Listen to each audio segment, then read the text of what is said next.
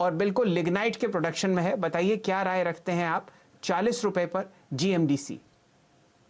जी शैल जी, बिल्कुल स्टॉक पे देखें तो एक करेक्टिव मूव कहीं न कहीं खत्म होते हुए दिख रहा है और जिस तरीके से इसमें एक बाइंग लोअर साइड पे देखने को मिली, अगर हम पिछले 3 दोस्तों, अगर आप बाजार में ट्रेडिंग या निवेश करते हैं और अभी भी ब्रोकरेज के नाम पर अपने हजारों लाखों रुपए बर्बाद कर रहे हैं, तो अब बदलिए और देश के सबसे अच्छे और भरोसेमंद ब्रोकर एंजल ब्रोकिंग के साथ में जुड़िए, जहां पर आपका ब्रोकरेज कुछ भी नहीं लगता है।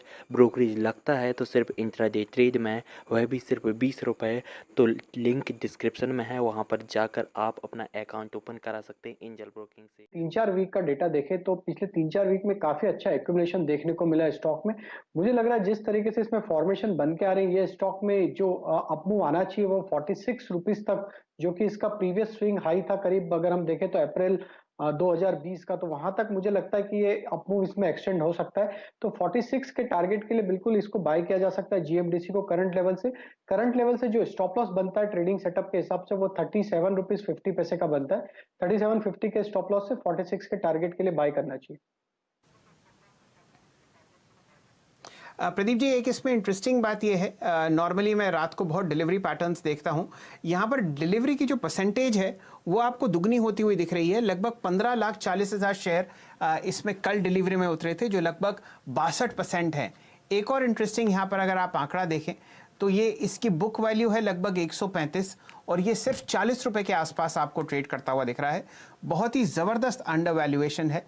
कोई भी अगर आप आंकड़ा देख लें, 1232 करोड़ का इसमें टॉप लाइन है, डेट फ्री कंपनी है। और अगर आप इसका पूरे साल का आंकड़ा देखें तो लगभग 1640 करोड़ की टॉप लाइन और यहाँ पर लगभग 300 करोड़ की यहाँ पर आपको बॉटम लाइन आती हुई दिखेगी। इस स्टॉक पर ध्यान दीजिए, मल्टी ईयर लोस के आसपास से ये आपको रिट्रैक्ट करता हुआ दिख रहा है और यहाँ पर आपको अच्छी तेजी आती हुई दिख सकती है। फंडामेंटली बहुत ही स्ट्रॉन्ग काउंटर है। हमारे साथ शर्मिला जी भी जुड़ी हुई हैं। जिस हिसाब से सरकारी कंपनीज में आपको स्प्रिंग खुलता हुआ दिख रहा है, शायद जीएमडीसी उनमें से एक है। शर्मिला जी, अगर आप इसको ट्रैक करती हो तो अपनी राय दें।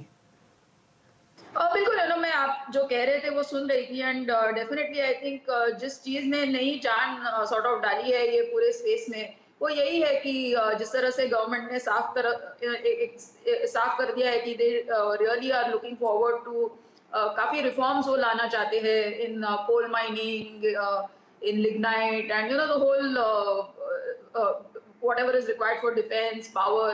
तो इस तरह के अगर रिफॉर्म्स आएंगे और चेंजेस आएंगे तो I think definitely stocks like GMDC will benefit, क्योंकि जैसे कि आपने कहा कि इन टर्म्स ऑफ वैल्यूएशंस ये काफी it's really trading much below जो एवरेज पी पर ये ट्रेड करता था। So there is a good possibility, सब चीजें ठीक रहती है तो यहाँ से काफी अच्छा अपसाइड रह सकता है जीएमडीसी में फॉर द पेशेंट इन्वेस्टर।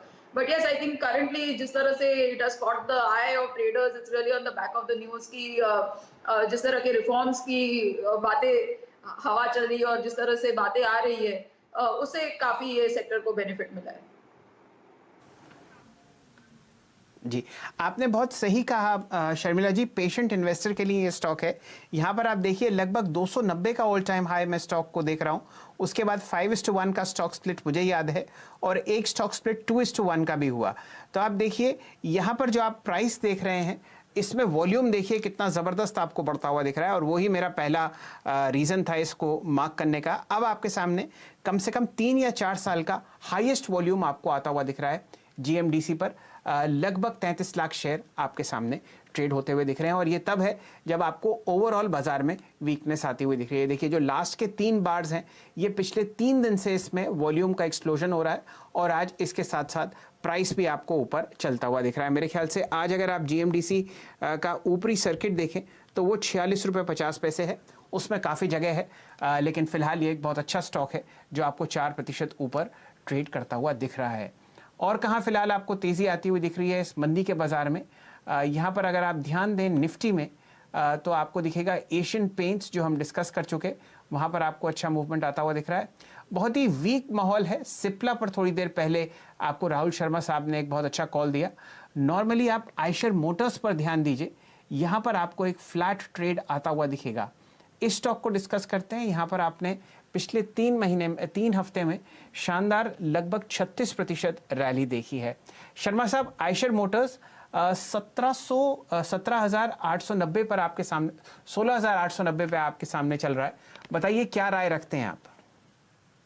जी हाँ, बिल्कुल आइशर ने हमने देखा कि बहुत ही बढ़िया मूव देखा था 13,000 से लेके और 18,000 तक का, और अभी स्टॉक कंसोलिडेट कर रहा है। तो टेक्निकल लैंग्वेज में एक तरह से ये एक फ्लैग पैटर्न बना रहा है, जो कि एक तरह से कंटिन्यूएशन पैटर्न होता है। तो मेरे हिसाब से यहाँ पर कोई अगर डिप मिलती है तो ये अच्छा बाय होगा, जहां पर से इसका जो टारगेट है, इसका जो 18,000 का लेवल था उसके ऊपर का आएगा। तो मैं थोड़ा डिप का वेट करूंगा। आई थिंक नीचे में इसका जो सपोर्ट है 16,500 के आसपास बढ़िया सपोर्ट है, वहां पर एक अच्छा बाय रहेगा 16,000 के स्टॉप लॉस से, और पोजिशनली ऊपर में 18,000 का टारगेट रहेगा।